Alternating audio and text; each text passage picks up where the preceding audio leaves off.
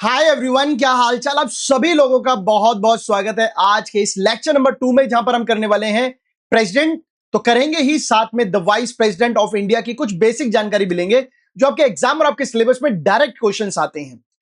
पिछला लेक्चर आप लोगों को द प्रेसिडेंट ऑफ इंडिया के बारे में करवाया गया था। आई होप सभी लोगों को वो अच्छे से समझ में आ गया होगा। और अब शुरुआत कर रहे हैं आगे की तरफ। तो इससे पहले कि हम आगे बढ़े तो प्लीज चैनल को सब्सक्राइब कर लीजिए, क्योंकि आप सभी लोगों के लिए राइट टाइम पे राइट वीडियो का होना बहुत बहुत जरूरी है। तो चलिए शुरुआत करते हैं अपने लेक्चर की। लेक्चर नंबर 2 आज हम करने वाले हैं, ये आप सभी लोग जानते हैं, और बात करते हैं powers of the president of India. उसमें सबसे पहले बात करते हैं एग्जीक्यूटिव पावर्स के बारे में। देखिए, जितनी भी एग्जीक्यूटिव पावर्स होती हैं, यानी कि जो काम स्टार्ट करने की, काम को चालू रखने की पावर्स होती हैं, कोई डिसीजन लेकर उस पर अप्रूवल करने की जो पावर्स होती हैं, है ना, वो सारी किसके पास होती हैं? प्रेसिडेंट के पास होती है। और ये सारे काम प्रेसिडेंट के नाम पर ही किए जाते हैं। यहां पर नाम का मतलब ये है कि जो उनका स्टैंप है, जो उनके साइन है, उनके लेने के बाद ही इन काम को किया जाता है। कोई भी काम जो एग्जीक्यूटिव ऑर्डर्स हो रहे हैं, बेसिकली उस पर प्रेसिडेंट के साइन होना कंपलसरी है। आगे चलते हैं। प्रेसिडेंट इसके अलावा और क्या एग्जीक्यूटिव काम करता है? जैसे कि बड़ी बड़ी पोस्टों का आपको मैं बता रहा हूं, बड़ी बड़ी पोस्ट बाय डिफॉल्ट अपने दिमाग में बिठा ली। जैसे प्रधानमंत्री बड़ी पोस्ट है, काउंसिल ऑफ मिनिस्टर्स बड़ी पोस्ट है, चीफ जस्टिस ऑफ इंडिया यानी सुप्रीम कोर्ट के चीफ जस्टिस का अपॉइंटमेंट, हाई कोर्ट के जजेस का अपॉइंटमेंट, गवर्नर्स का अपॉइंटमेंट, लेफ्टिनेंट गवर्नर्स का अपॉइंटमेंट, चीफ कमिश्नर इलेक्शन का मतलब चीफ इलेक्शन कमिश्नर का जो है appointment, chief commissioner of union territories का appointment, attorney general, controller and auditor general of India, chairman and member of UPSC, जहां से आप आईएएस के एग्जाम देते हैं। इसके अलावा प्लानिंग कमीशन, इसके अलावा इकोनॉमिक कमीशन, मतलब जितने बड़े बड़े कमीशन के डायरेक्टर चेयरमैन हो सकते हैं, जो लीड करते हैं, उन सभी का जो अपॉइंटमेंट है वो कौन करता है? The president. आई होप यहां तक समझ में आ गया होगा कि प्रेसिडेंट के पास एग्जीक्यूटिव पावर्स होती हैं और वो सारे डिसीजन उसके नाम पे लिए जाते हैं। एंड इतनी बड़ी बड़ी पोस्ट का रिक्रूटमेंट भी यही इंसान करता है। He she summons the leader of the majority group in the parliament and ask him to form the government. जिस भी पार्टी के लोगों को, यानी कि पार्टी को सबसे ज्यादा वोट मिले हैं, उनको समन देता है, बुलावा देते हैं प्रेसिडेंट कि आइए भाई साहब अपनी सरकार बना लीजिए। ड्यूरिंग प्रेसिडेंट जब रूल चल रहा था, the control of the union government over state is complete. मान लीजिए स्टेट्स में कुछ ऐसी बात हो गई, कुछ दंगा हो गया, कोई वायलेंस हो गया, जिसकी वजह से स्टेट गवर्नमेंट उसको नहीं रूल कर पा रही है, और गवर्नर को यह लगा कि अब यहां पर राष्ट्रपति शासन में प्रेसिडेंट रूल आना बहुत जरूरी है। वो प्रेसिडेंट को इन्फॉर्म करेगा, प्रेसिडेंट डिस्कशन करने के बाद उस पर रूल लगाएंगे, यानी कि यूनियन गवर्नमेंट का डायरेक्टली रूल आ जाता है। इस केस में देखिए, प्रेसिडेंट किसके अकॉर्डिंग काम कर रहे हैं? काउंसिल ऑफ मिनिस्टर्स की एडवाइस पे। काउंसिल ऑफ मिनिस्टर्स का हेड कौन है? पीएम। तो इस तरीके से पूरा रेगुलेशन होता है। The administration of union territory and the border areas is the responsibility of the president. Union territory Delhi है, पुडुचेरी है, इनमें कौन है जो लेफ्टिनेंट गवर्नर है? ये किसके अपॉइंटमेंट किए हुए हैं? ये सब प्रेसिडेंट के अपॉइंटमेंट किए हुए हैं। तो इनको चलाना, बॉर्डर एरियाज को चलाने का पूरी रिस्पॉन्सिबिलिटी प्रेसिडेंट के पास होती है। डिप्लोमेटिक पावर, अब देखो डिप्लोमेटिक पावर बताऊं, बेसिकली ये वो पावर होती है जो एक देश का दूसरे देश के साथ, एक नेशन का दूसरे नेशन के साथ रिलेशन बनाने में हेल्प करती है। तो प्रेसिडेंट के पास ये पावर होती है कि अपने इंडियन एम्बेसडर्स को, जो हमारे जो इंडियन एम्बेसडर है वो दूसरी कंट्री में जाकर रहते हैं ना, आपने देखा होगा यहाँ पे जब कभी इंडिया गेट की तरफ जाओगे तो यूएस एम्बेसी मिलेगी, रशिया मिलेगी, उसके अलावा जापानीज है, जैक रिपब्लिक है, स्वीडन, नॉर्वे, सब देशों की यहाँ पे एम्बेसी है। एम्बेसी क्या होती है? बेसिकली अब देश के जो प्रेसिडेंट है, प्राइम मिनिस्टर है, वो तो उठ के नहीं आ सकते आपसे हर बार मीटिंग करने, हर समय अर्जेंटली कोई मीटिंग हो। ऐसे में उन्होंने अपना एक रिप्रेजेंटेटिव भेजा होता है, जिसे हम ब्रांड एम्बेसडर कहते हैं, और उसको उस देश में सारी सुविधाएं, सारे बेनिफिट अवेल कराना उस देश के प्रेसिडेंट की जिम्मेदारी है। ही शी रिसीव एम्बेसडर, जो एम्बेसडर आते हैं उनको रिसीव करना। हाई कमिश्नर जो आते हैं दूसरे देशों के, डिप्लोमेटिक कोई भी ऑफिसर आ रहा है, उन सबको रिसीव करना प्रेसिडेंट को, मतलब जो है उनकी जिम्मेदारी है। All treaties and international agreement, अब हमने अमेरिका के साथ कोई एग्रीमेंट कर लिया, अब ऐसे तो कोई प्रधानमंत्री अपने अपने हिसाब से करते रहेंगे, बट ऐसा नहीं होता, क्योंकि इसमें साइन राष्ट्रपति के होते हैं, तो यह माना जाता है कि राष्ट्रपति के अप्रूवल से ही हो रहा है। The president represent India in international conferences. जब भी कोई इंटरनेशनल कॉन्फ्रेंस होता है, हमारे राष्ट्रपति जाते हैं तो किसको रिप्रेजेंट करते हैं? इंडिया को रिप्रेजेंट करते हैं। बात करते हैं लेजिस्लेटिव पावर। अब legislative power basically parliament related power. समझना जरा ध्यान से थोड़ा सा। प्रेसिडेंट दोनों हाउसेस को एड्रेस करते हैं। हाँ भाई, आपकी भी मीटिंग स्टार्ट करनी है, आपकी मीटिंग स्टार्ट करनी है, together for first session after each general election. Now यहां पे जनरल इलेक्शन का मतलब समझ लीजिएगा क्या होता है। जनरल इलेक्शन वो इलेक्शन होते हैं जो हर 5 साल बाद होते हैं, after every 5 years।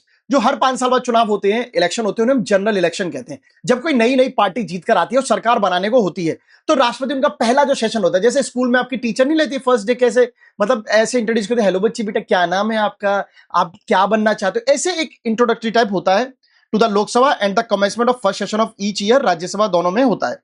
The president has the power to address either house of parliament और their joint sitting for any time.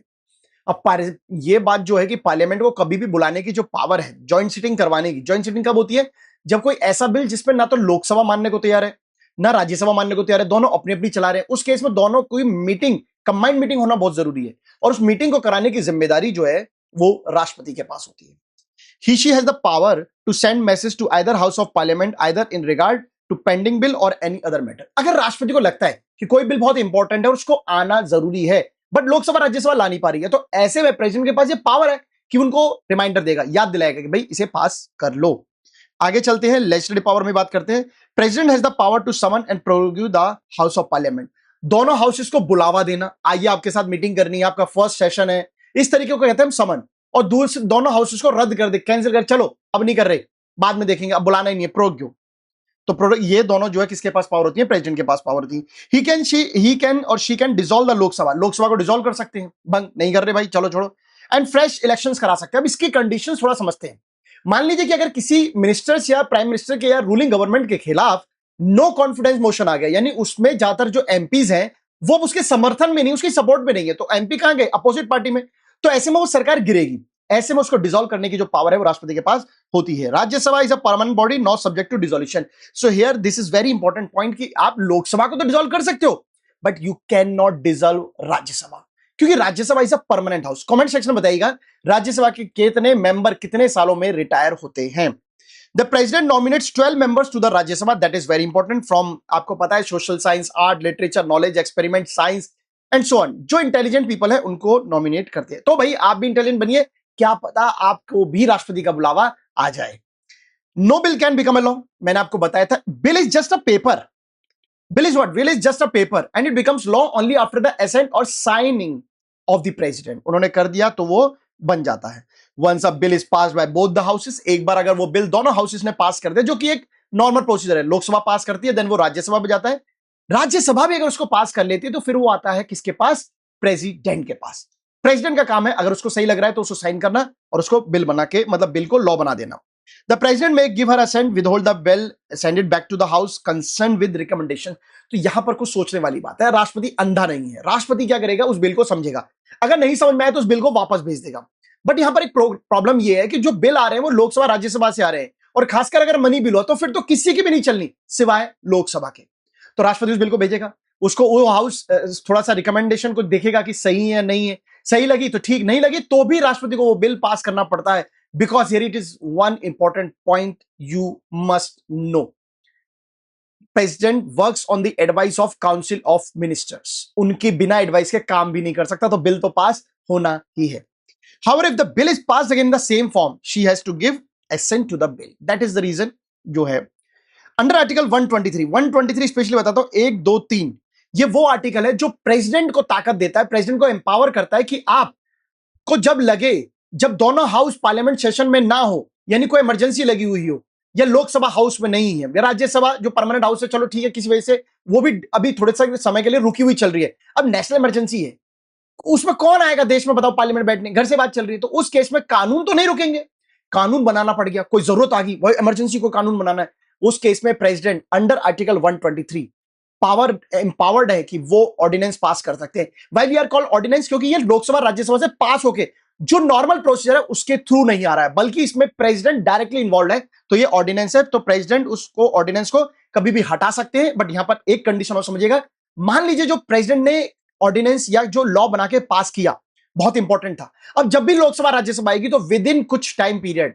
6 weeks, 8 week, 10 weeks और 12 वीक्स आपके पास ऑप्शन है कितने टाइम पीरियड में उसको पास करना जरूरी है बाय द लोकसभा, अदरवाइज वो फिर से कैंसिल हो जाएगा।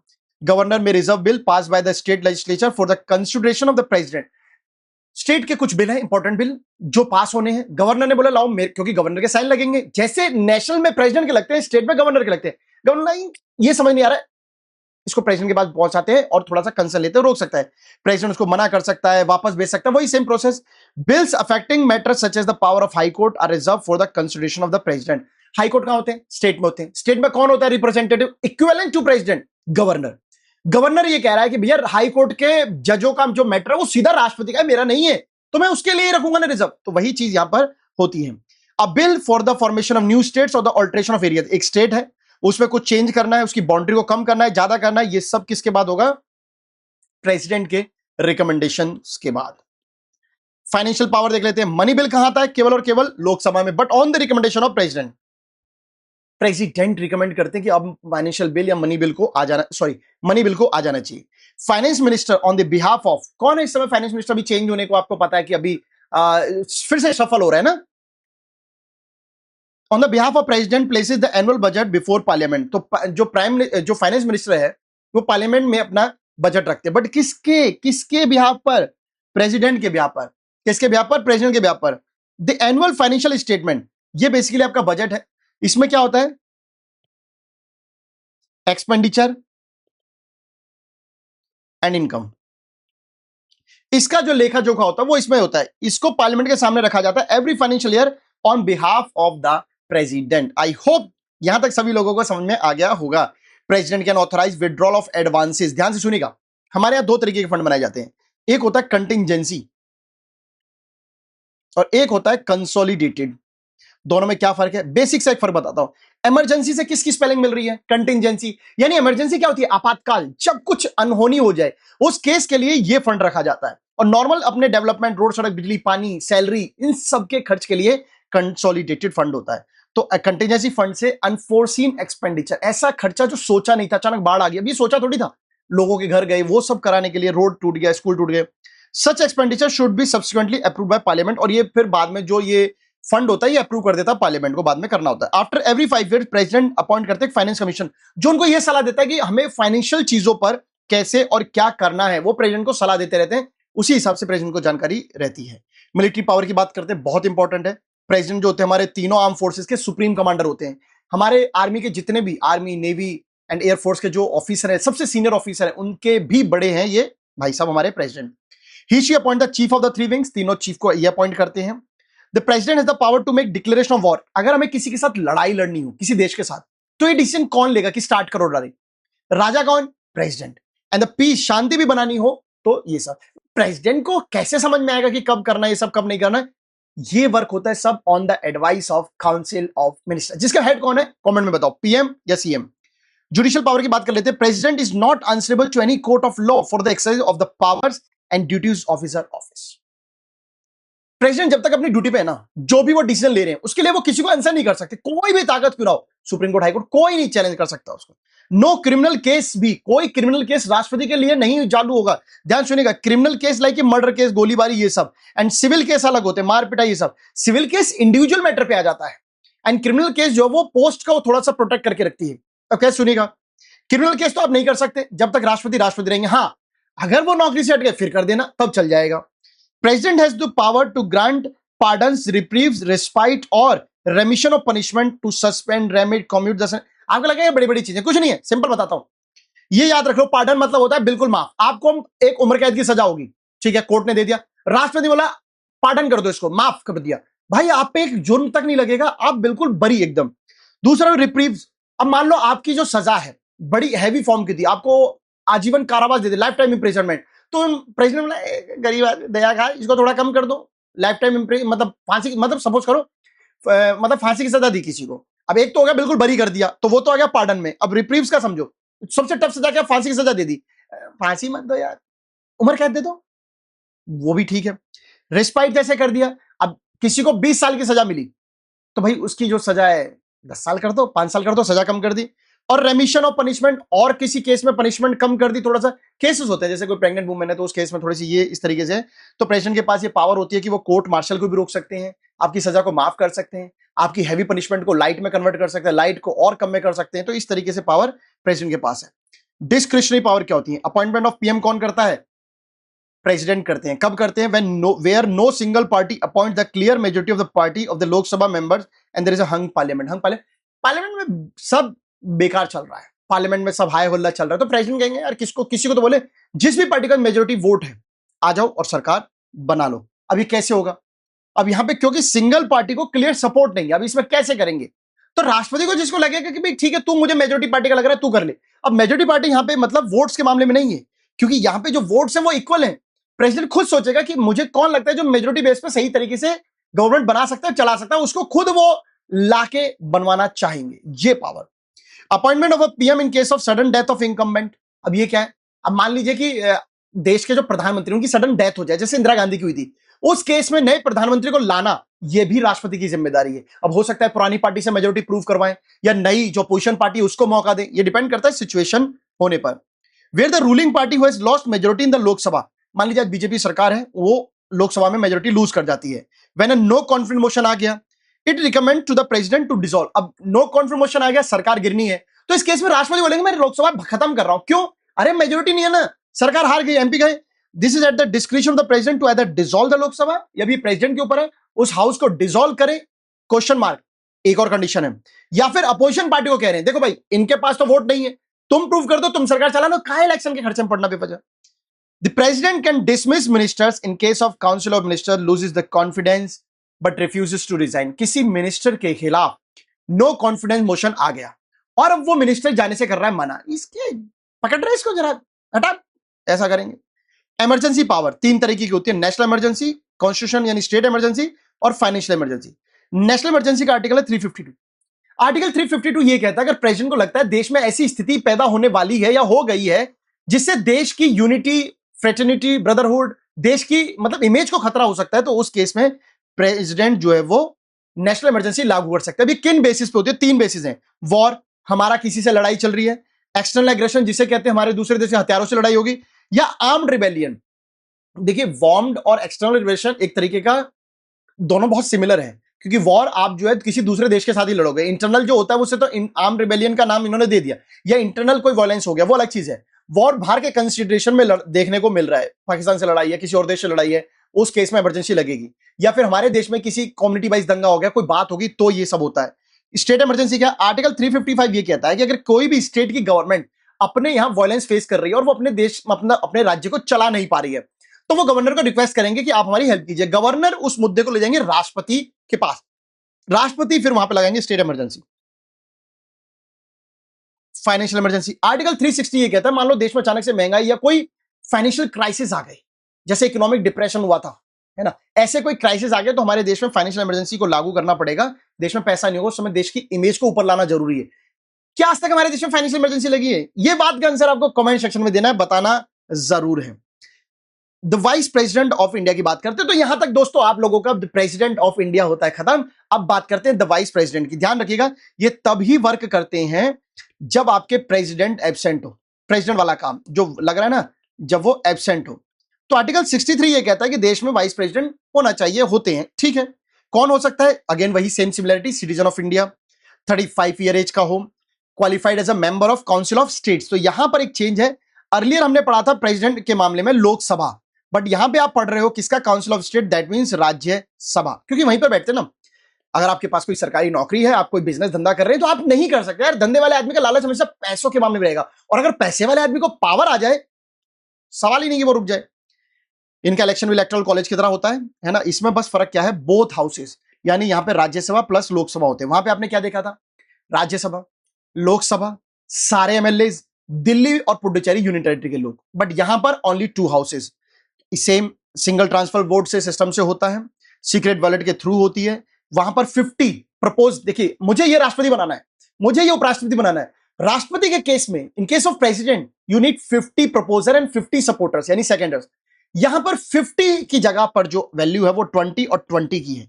अर्लियर जो होती थी वो 5-5 की होती थी, वहां 20 ऐसे चेंज होती है ना भाई, उधर चेंज इधर भी चेंज, तो आपको याद रखना 20-20, वहां 50-50। The vice president shell hold office for a year of 5 years. अपना रेजिग्नेशन किसको देंगे? टू द प्रेसिडेंट देंगे। प्रेसिडेंट जो वो लोकसभा स्पीकर को वो जो चीज कन्वे कर देते हैं। ही में resign for the violation of constitution की वजह से जाना पड़ेगा। अगेन इंपीचमेंट प्रोसेस चलता है और ये अपने एक्सपायरी टर्म तब तक सर्व करते हैं जब तक नया वाइस प्रेसिडेंट ना आ जाए, मतलब नए वाले को फाइल थमा के जानी, सीट खाली नहीं छोड़नी है। Vice president act as ex officio chairman of Rajya Sabha. यार जो वाइस प्रेसिडेंट होते हैं ना, वो ऑटोमेटिकली चेयरमैन ऑफ राज्यसभा होते ही हैं, चेयरमैन ऑफ राज्यसभा होते हैं।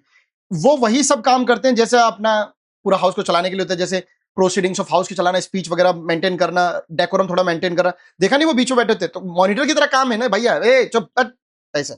ही she decide the admissibility of a resolution of a question. वो ये तक अप्रूव करते हैं कि क्वेश्चन ठीक है नहीं ठीक है। मान लीजिए किसी ने पर्सनल क्वेश्चन पूछा, ए भाई बैठ, ये सब क्वेश्चन नहीं है, इस तरह की बातें। ये हाउस को सस्पेंड कर सकते हैं, स्टॉप कर सकते हैं in case of grave disorder. मान लीजिए बदतमीजी ज्यादा होगी है, राज्यसभा में इशू चल रहे हैं। डायरेक्शन दे सकते हैं chairman of various committee in all matter relating to their working. अब राज्यसभा की जो भी काम होते हैं, उनके लिए जो भी कमेटी बनती है, उनके जो भी चेयरमैन होते हैं, उनको काम करने का ऑर्डर ये देते हैं कैसे करना है, क्या करना है। वाइस प्रेसिडेंट को gets no salary as the vice president. Oh my god, कितनी टफ बात है। Whatever is paid to him only the capacity of chairman of Rajya Sabha. Vice president की ध्यान रखिएगा, वाइस प्रेसिडेंट की नो सैलरी, कोई salary नहीं, मतलब खाली आदमी हुए सर, ऐसी पावर दे दी, ऐसे थोड़ी दे दी। इनको काम क्या दिया हुआ है, राज्यसभा के चेयरमैन, उसकी सैलरी मिलेगी। अरे सैलरी उस बात की मिलती है जिसका काम करते हैं, मुफ्त में बैठ के थोड़ी मिलती है। इन इस एब्सेंस, जब ये एब्सेंस होते हैं तो डिप्टी चेयरमैन संभालते हैं। डिप्टी चेयरमैन कहां के होते हैं, elected by the members of Rajya Sabha. अब यहां पे फर्क सुनिएगा, यहां पे जो मेंबर आए उसमें लोकसभा राज्यसभा दोनों थी, but deputy chairman purely from Rajya Sabha, purely from Rajya Sabha. Deputy chairman directly from Rajya Sabha, but जो चेयर वो है, क्या नाम है, कौन है, वाइस प्रेसिडेंट और चेयरमैन, वो बाहर से भी, मतलब लोकसभा का भी रोल है उसमें। Vice president the head of the union executive, second head, yes. First head कौन होता है, president, ex officio chairman of Rajya Sabha, agree. Two distinct and separate office होते हैं, yes, vice president and Rajya Sabha chairman. The dual capacity is one of the features of Indian constitution. और यही तो खास बात है हमारे संविधान की कि एक इंसान के पास दो दो पावर पोस्ट दे रखी है, सैलरी एक चीज की मिल रही थी, यही खास है। सो आई होप कि आप लोगों को ये लेक्चर बहुत अच्छे से लगा होगा। प्लीज लाइक एंड सब्सक्राइब कर दीजिएगा चैनल बेटा, थोड़ा सा आपका समर्थन रहेगा तो बहुत जल्दी हम लोग अच्छे काम और कारनामे शुरू कर देंगे। एसएसटी में बहुत आगे तक लेके जाना है, सभी बच्चों को बहुत अच्छे से पढ़ाना है। कॉन्सेप्ट ना समझ में आए कमेंट कर दो, जो भी डाउट रहे कमेंट कर दो, कोई और टॉपिक चाहिए मनपसंद कमेंट कर दो। एग्जाम में कोई ऐसा टॉपिक लग रहा है, चैप्टर लग रहा है जिसको आपको पहले मैं करवा दूं, कमेंट कर दो। तो आप सभी लोगों का बहुत बहुत धन्यवाद, बने रहिएगा इस लेक्चरों में। तब तक ले see you guys, take care, bye bye.